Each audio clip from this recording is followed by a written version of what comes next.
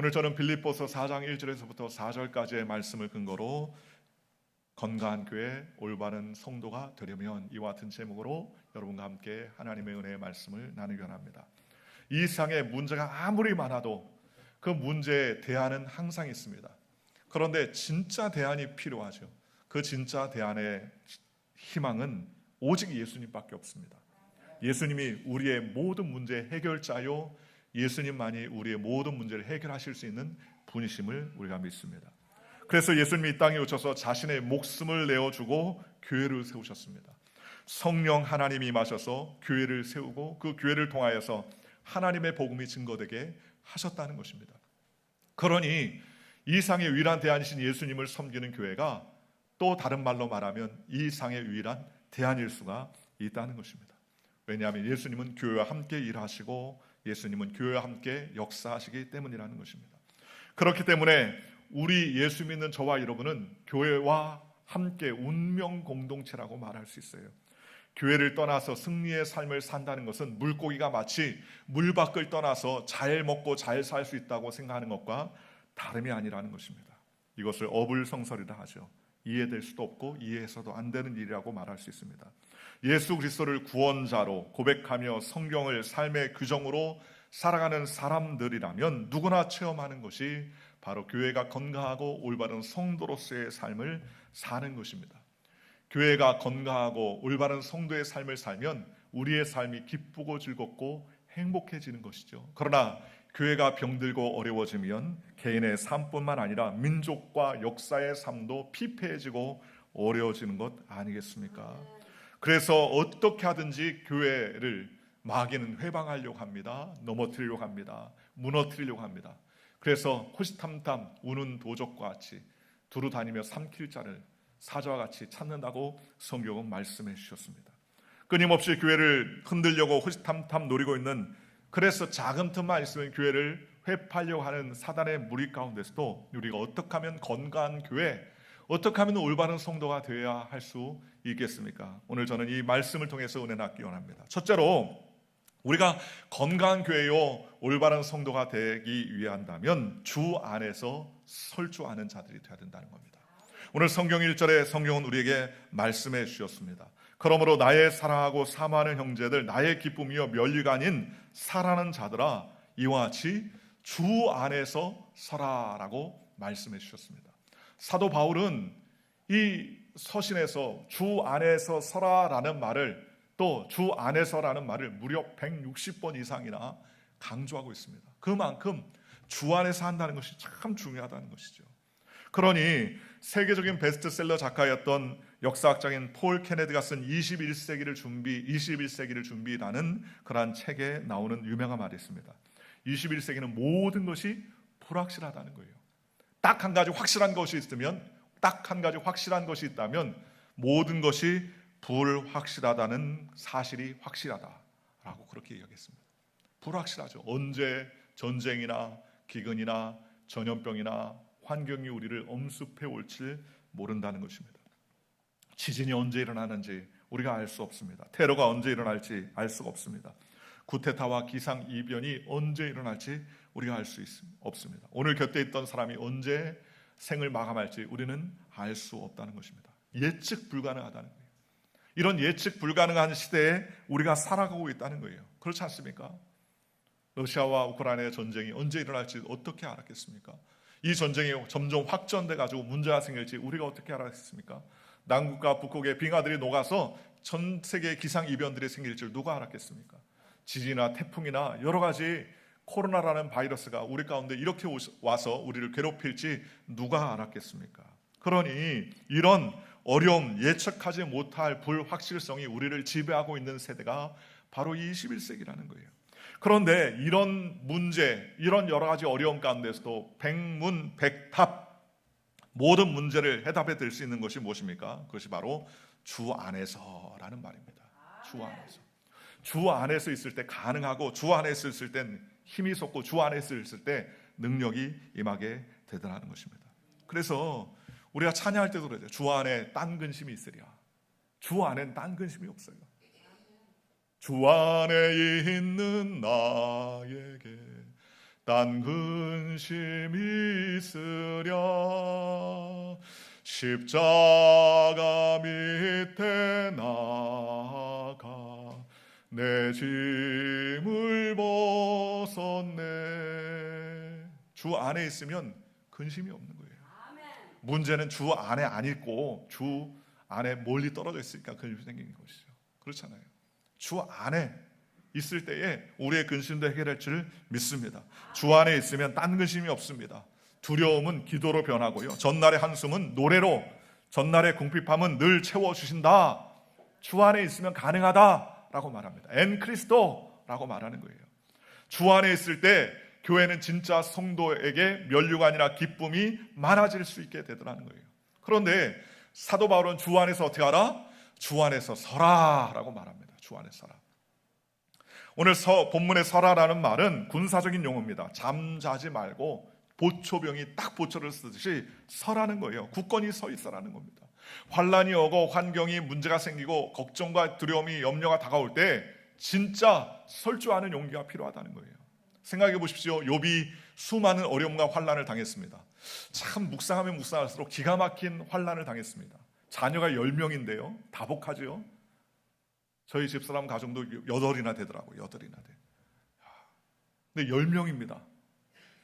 10명인데 그 아들이 딸들이 한꺼번에 죽어요. 한꺼번에. 부모 입장에서 자녀가 사망하는 것처럼 괴로움이 없을 겁니다. 미국은요 제일 큰 고통을 뭐라고 하냐면 남편이나 아내가 죽을 때 가장 큰 고통이 있다는 거예요. 가장 큰 고통. 그 다음에 두 번째가 자녀가 죽었을 때, 세 번째가 부모가 죽었을 때. 한국 사람 다르대요. 한국 사람 제일 큰 고통이 뭐냐? 제일 큰 건 자식이 죽었을 때, 자식이 먼저 앞서갔을 때. 두 번째가 부모가 죽었을 때. 세 번째가 이제 와이프하고 이제. 근데 자녀가 10명이 하루아침에 집이 무너져 죽습니다. 얼마나 큰 고통이겠어요. 하나님 어찌합니까? 그렇게 외마디 소리가 나올 만합니다. 그런데 그것만이 아닙니다. 큰 사업을 했던 욥이요 하루아침에 그 모든 사업이 확 무너집니다. 도적이 들고 갑자기 사업이 무너져서 다 무너집니다. 그럴 수 있다 치십시다.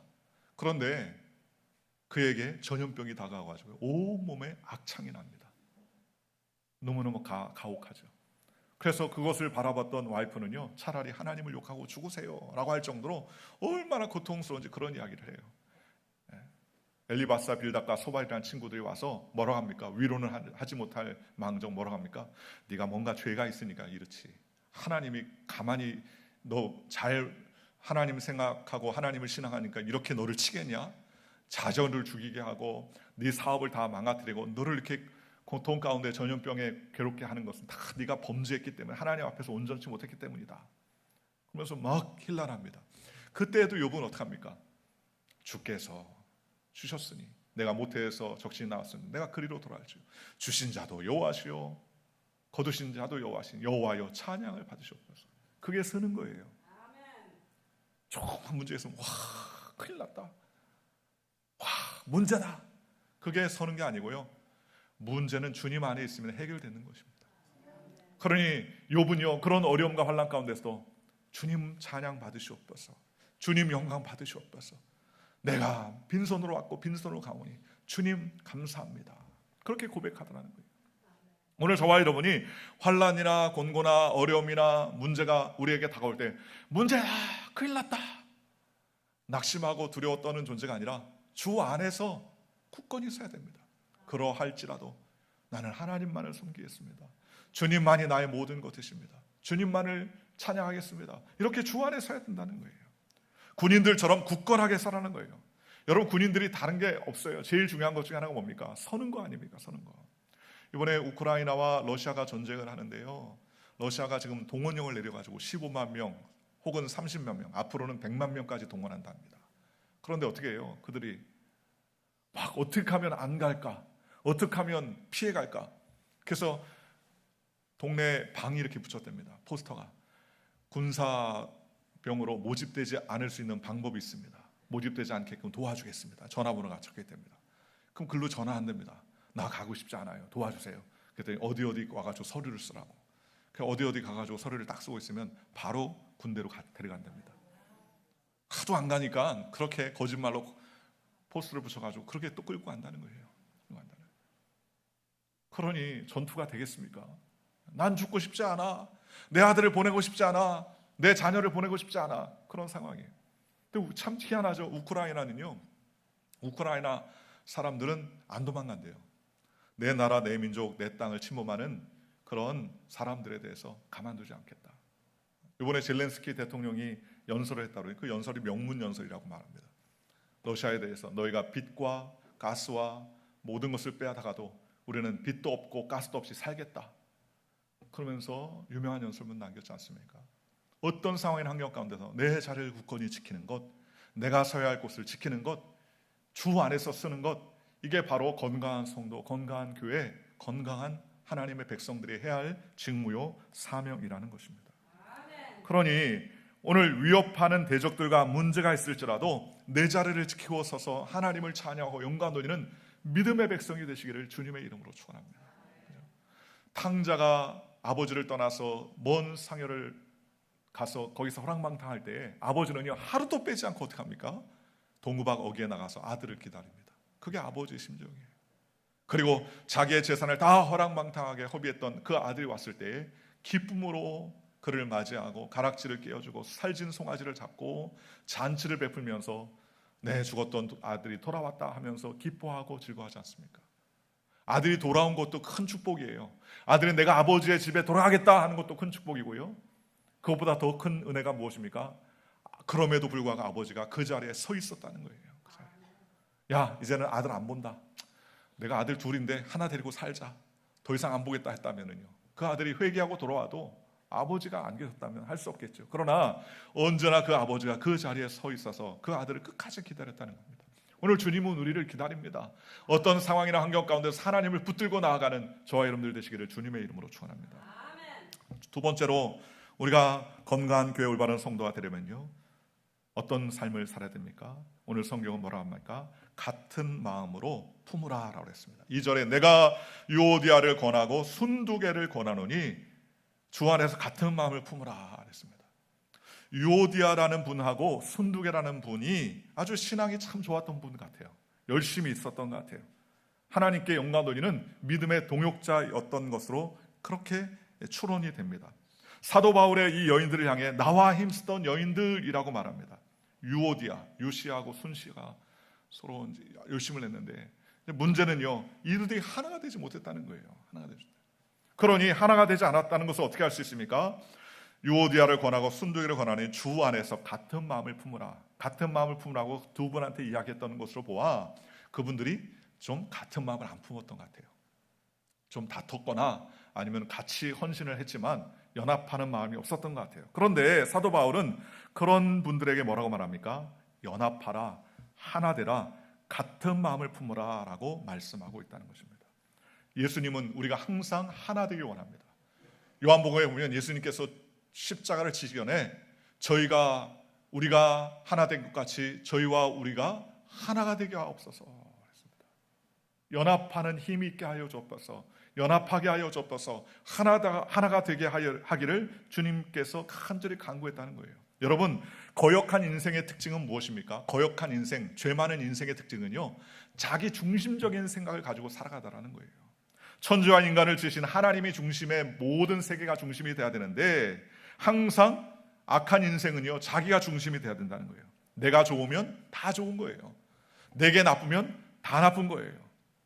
그러니 이 모든 것이 내 중심이니까 그게 바로 죄성이 아닙니까? 이런 죄성을 극복하지 못하니까 뭐가 생깁니까? 문제가 생기는 것입니다. 창세기 3장에 죄가 들어온 다음에 제일 먼저가 뭐였습니까? 아담과 하와가 서로 다투면서 저 여자 때문에, 당신이 주신 저 여자가 그것을 먹게 하였나이다, 그렇게 말하면서 서로 비난하고 휘난하지 않습니까? 서로 남탓하며 갈등하며 나중에는 형제인 가인과 아벨이 서로 죽이는입니다. 가인이 아벨을 죽이고 아벨의 그 제사를 하나님의 받으셨음에도 불구하고 가인이 죄를 범하지 않습니다. 왜 미워합니까? 내 중심의 예배를 드리니까 왜 내 예배는 안 받고 가인 예배를 받습니까? 그래서 아벨의 제사는 받고 왜 내 예배는 안 받습니까? 그래서 가인이 아벨을 돌로 쳐 죽입니다. 분쟁과 나눔의 역사가 시작되더라는 거예요. 그래서 하나가 된다는 것은 단순히 친해지는 것, 밥 먹는 것이 아니라 내 안에 자기 중심적인 죄성을 극복하고 하나님께 나아가는 것을 말하는 것이죠. 그렇죠? 겉으로 다투지 않고 싸우지 않아도 내 안에 벽을 잔뜩 쌓아놓고 날 건드리지 마, 나는 나대로 살 거야 라고 한다면, 그러면 하나가 될 수 없다는 것입니다. 결국 가정 개인주의적인 신앙의 문제는 결국 신앙을 무력화하고 병들게 하는 가장 큰 원인을 제공하더라는 거예요. 조지 바나 리서치 조사 결과 미국 분석을 했는데요, 미국 교회가 점점 무력화되고 문제가 되는 원인은 개인주의라고 말하는 거예요. 개인주의. 내가 은혜 받으면 됐다, 상관 안 한다, 교회 와서 내가 은혜 받고 그냥 가면 끝나다, 헌신과 봉사와 예배가 없어요. 그렇잖아요. 오늘날 교회들의 가장 큰 문제는 뭡니까? 소비자의 신앙이 많아지더라는 거예요. 소비자의 신앙은 뭡니까? 그냥 겨우 주일날 와서 예배드리고, 아유 오늘 말씀 좋았어, 내가 은혜 받았어, 후딱 가는 거예요. 그냥 헌신이 없습니다. 주를 위해 헌신하고 힘들고 어려운 것들도 같이 연합하여 돕는 그런 헌신이 없는 거예요. 그러면 그게 문제예요. 큰 교회일수록 그런 일들이 많답니다. 10%도 안 되는 성도들이 모든 걸 하고 나머지 90%는 구경꾼으로서 예배드리고 떠나가더라는 거예요. 그러니 문제는, 우리나라는 원래 공동체를 중심으로 살았지 않습니까? 뭐든지 다 공동체예요. 뭐든지 다 함께 써요. 그래서 심지어 아내도 누구 아내입니까? 우리 아내, 아내도 우리 아내, 아들도 우리 아들, 집도 우리 집, 밥도 뭐든지 우리라고 말해요. 교회도 우리 교회. 그렇잖아요. 우리 와이프, 미국 사람들이 한국에 와서 제일 헷갈리는 게 그걸 하는 거예요. 우리 아내입니다. 누구 아내라고요? 그러니 공동체합니다. 요즘에야 뭐 음식 때문에 다 각자 이렇게 먹지만 옛날에 뭐 그런 게 어디 있습니까? 찌개 팔팔 끓이면 숟가락 두세 개 한꺼번에 같이 들고, 이게 침을 먹는 건지 밥을 먹는 건지 국을 먹는 건지 알 수가 없을 정도로, 그러면서도 건강하게 잘 먹고 잘 살지 않습니까? 그렇죠? 그러니 공동체를 가지고 있기 때문에 신앙적인 유익을 갖는 거예요. 마음 맞는 사람 몇 사람끼리 사는 것이 아니라, 물과 기름처럼 내 뜻대로 사는 것이 아니라 공동체를 중심으로 살아가는 거예요. 그래서 어떻게 하라고 합니까? 서로 연합해라, 서로 한 마음을 가지라, 하나님께 영광 돌리라 라고 말했습니다. 고린도서 1장 12절 13절에 성경이 이렇게 말합니다. 내가 이것을 너희에게 말하거니와 너희가 각각 이르되 나는 바울에게, 나는 아볼로에게, 나는 게바에게, 나는 그리스도에게 속한 자라 한다는 것이니 그리스도께서 어찌 나누었느냐? 바울이 너희를 위하여 십자가에 못 박혔으며 바울의 이름으로 너희가 세례를 받았느냐 그랬습니다. 고린도 교회는요, 은사가 기가 막히게 일어난 교회였어요. 기적도 많이 일어나고 가르치는 사람들도 많고 똑똑한 사람도 많고요, 놀라운 사람들이 많이 있었습니다. 그런데 문제는 뭐냐? 너무 똑똑하니까 파가 자꾸 나눠지는 거예요. 게바파, 아볼로파, 바울파, 그리스도파, 파가 자꾸 나눠요. 그러니 그 좋은 능력으로도 연합되지 않으니까 문제가 생기더라는 겁니다. 오늘 저와 여러분들이 연합하고 하나 돼요. 아무리 좋은 것이라도 연합되지 않으면 안 돼요. 제가 캐나다에 있을 때 저희 어머니가요, 미숫가루를 보냈어요. 혼자 결혼하기 전이었으니까 캐나다에서 미숫가루라도 잘 해가지고 곱게 잘 콩도 넣고 뭐도 해가지고 빻아가지고 미숫가루를 다 보냈습니다. 근데 미숫가루를 찾으러 갔는데 미숫가루 안 내주는 거예요. 왜냐? 그게 가루라니까. 왜 가루를 이렇게 많이 보내냐? 근데 제가 젊을 때 찾으러 갔으니까 이거는 마약 아니냐? 그래가지고 이제 안 내주는 거예요. 그래가지고 손짓 발짓 다 해가지고 내가 교회 패스터고 증명사고 그랬더니 난 먹어보라는 거예요. 찍어서 먹어보라. 먹어봤어요. 그래서 이상하지 않냐? 안 이상하다. 그래서 겨우 간신히 가져왔어요. 그런데다가 거기다 배송할 때 이 가격의 가치 15,000 얼마라고 써놨습니다. 가치가 15,000달러라고 돼 있으니까 원한데 이게 15,000달러로 생각하니 얼마나 이게 기가 막히게 미숫가루를 15,000달러로 누가 삽니까? 결국 간신히 가져가지고요, 그 귀한 미숫가루를 타 먹으려고 이제 찬물에 캬 했는데, 여러분 미숫가루 잘 아시지 않습니까? 찬물에 풀면 어떻게 합니까? 풀면 풀수록 덩어리가 지지 않습니까? 그죠? 숟가락으로 비비고 벽에다가 밀리고 해가지고 다 풀어 먹는데도 그래도 건덕져 남아요. 에이, 어찌할 수 없겠다. 확 먹었는데 목에 탁 걸려가지고요, 죽는 줄 알았습니다. 요즘에는 보니까는 그런 게 있더라고요. 그런 통이 있어가지고 통에 구슬만한 무슨 쇠 덩어리 비슷한 게 있어가지고 그걸 들어가 집어넣고 막 흔들면 자동적으로 믹스가 탁 되는 게 있더라고요. 미숫가루 하나도요, 잘 풀어지지 아니하고 덩어리로 있을 때 심하면 질식사도 할 수 있지 않습니까? 하나 되고 연합되고 하나님께 영광 돌리는 이런 죄성을 극복하는 믿음의 백성들, 성령님의 다스림을 받는 저와 여러분들 되시기를 주님의 이름으로 축원합니다. 그래서 주 안에서 하나 되는 하나님의 백성이 되시기를 주님의 이름으로 축원합니다. 세 번째로 우리가 하나님 안에서 건강한 교회, 올바른 성도가 되기 위해서는 우리는 항상 주 안에서 기뻐할 줄 알아야 됩니다. 오늘 성경에 보니까 4절에 주 안에서 항상 기뻐하라, 내가 다시 말하노니 기뻐하라 라고 말합니다. 여러분, 기쁨은요, 우리가 신앙생활을 제대로 하고 있는지가 안 하고 있는지의 바로미터라고 말했어요. 기쁨이 뭐예요? 감사하니까 기뻐지는 거 아닙니까? 그렇잖아요. 감사하면 기쁨이 넘치고 불만이 많으면 짜증이 나지 않습니까? 그렇죠?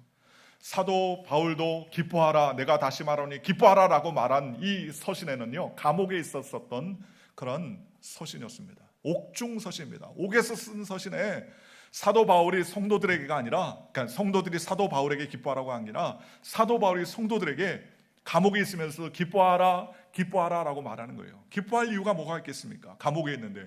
그럼에도 기뻐하라는 거예요. 우리가 잘 아는 다니엘은 사자굴에 들어간다는 사실을 알고도 집에 들어가서 창문을 열어놓고 예루살렘을 향하여 하나님께 기도했습니다. 뭐라고 기도했습니까? 주여, 이제 끝장났습니다. 어찌 이럴 수가 있습니까? 낙담하지 않았습니다. 성경에 보면 하루에 3번씩 여전히 그렇게 했던 것처럼 감사하였더라. 뭐 했다고요? 감사했다는 겁니다. 감사했다는 말은 즉 그런 고난과 역경도 뭐 어떻습니까? 기뻐했다는 거예요. 기뻐했다는 거예요. 건강한 교회, 올바른 성도는요, 기뻐할 줄 아는 거예요. 기뻐할 줄 아는 거예요. 왜 기뻐 못합니까? 내 중심으로 생각하니까 기뻐 못하는 것이죠. 그렇죠?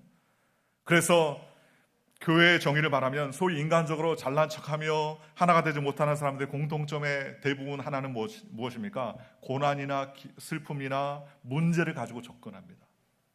자기를 드러내려고 하는 사람은 고난, 문제 또는 슬픔, 안 되는 어려운 것들, 이런 것들을 가지고 이야기한다는 거예요. 그렇죠?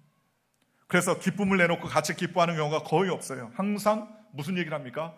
피해 당한 사람 이야기하고요, 괴로움 당한 거 이야기하고, 죽을 고생하는 사람들 문제나 또 단체의 잘못된 부분을 들춰내요. 저 단체는 저게 문제고, 이 단체는 이게 문제고, 제 사람은 저게 문제고, 저분은 저게 문제다. 자꾸 문제의식만을 표현해요. 기쁨이 안 생기죠. 여러분, 왜 그렇게 합니까? 인간의 본성이 부정적이기 때문에 그렇대요.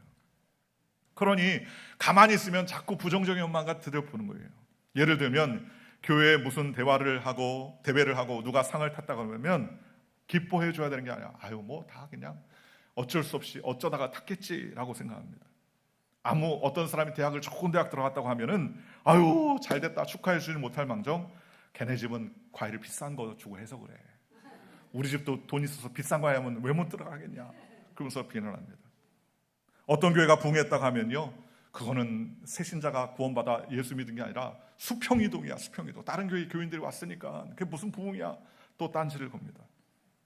어떤 교회가 부흥했다고 하니까 어떤 분이 그런 얘기를 해요. 그 교회는 다 가족 중심이야, 가족이 많아서 그래, 또 그렇게 비난합니다. 누가 헌금했다고 하면 잘 보이려고 그런 것 같아 라고 말하고, 어떤 교회가 건축했다고 하면 주님 오실 날 가까운데 무슨 교회 건축을 하냐, 그러면서 또 비난합니다. 어떤 사람이 어렵고 힘들고 도와주자고 하면 그 사람은 게을러서 안 된다고 하고 문제가 많다고 합니다. 그러니 문제와 고통과 어려움만 자꾸 얘기하고 진짜 기뻐하지 못하는 거예요. 그렇죠? 왜 그렇게 기뻐하지 못합니까? 내가 안 죽으니까 그렇죠. 내가 안 죽으니까. 사돈이 땅을 사면 배가 아픈 것이 아니라 설사부터 안 되지 않습니까? 요즘은. 그렇죠? 그런 마음으로는 도저히 하나님과 함께 동행할 수 없는 것 아니겠습니까? 왜 그런 일이 생깁니까? 내가 안 죽어서 그래요. 우리는 날마다 죽어야 됩니다. 날마다 죽어요. 좋은 일 있다고 얘기하면 기뻐하고 즐거워야 됩니다. 주 안에서 같은 마음을 품으면 기뻐할 수 있다는 거예요.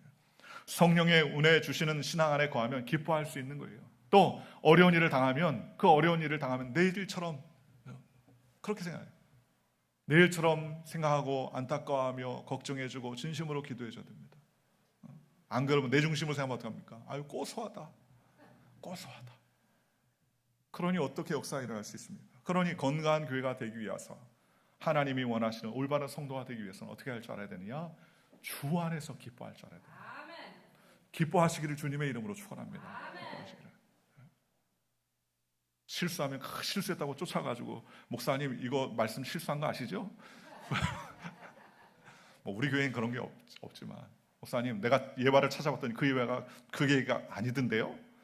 어떤 목사님이 예화를 했는데 모차르트 얘기를 베토벤이라고 얘기했답니다. 그랬더니 한참 얘기하고 있는데 어떤 성도가 손을 번쩍 들더래요. 목사님 모차르트가 아니라 베토벤이에요. 그러면서 하도 목사님이 열받았어요. 그래 나도 알아 그러면서 그냥 넘어가자 그러면서 넘어가더라고요. 약점을 들춰내는 것이 아니라 약점은 감싸주고요, 기뻐하면 더 자꾸 기뻐해 줘야 된다는 것입니다. 그래서 오늘 저와 여러분들이 기뻐할 줄 아는 믿음의 백성이 되시기를 주님의 이름으로 축원합니다. 문제를 묵상하면요 뭐가 생깁니까? 문제가 생겨요. 이게 문제고 저게 문제고, 문제만 자꾸 묵상하고 문제만 상상하고 문제만 꿈꾸면 뭐가 나타납니까? 문제가 나타납니다. 그러면 어떻게 하면 꿈에서도 문제가 나타나요. 꿈에서 이런 문제가 나타났습니다. 왜요? 자꾸 문제를 생각하니까 문제도 꿈에 나타나는 것이죠. 그러나 우리 주님은 문제보다 크신 분이고 문제를 해결하실 수 있는 분 아니겠습니까? 그러니 문제 묵상하지 말고 뭘 묵상해야 돼요? 주님을 묵상해야 돼요. 주님을 묵상해야 돼요. 사드락과 메삭과 아벳느고가 불못불에 들어갈 때에도 문제를 묵상. 얼마나 뜨겁겠냐. 야, 우리 완전히 닭처럼 튀겨지겠다. 그러면서 문제를 생각하면서 들어갔습니까? 아니에요. 죽어도 우리는 하나님만 섬기자. 죽어도 주님께서 책임져 주겠지. 그러면서 문제가 아니라 주님을 묵상하고 들어갔더니 불이 몸만 안 태운 게 아니라 뭐도 안 태웠어요.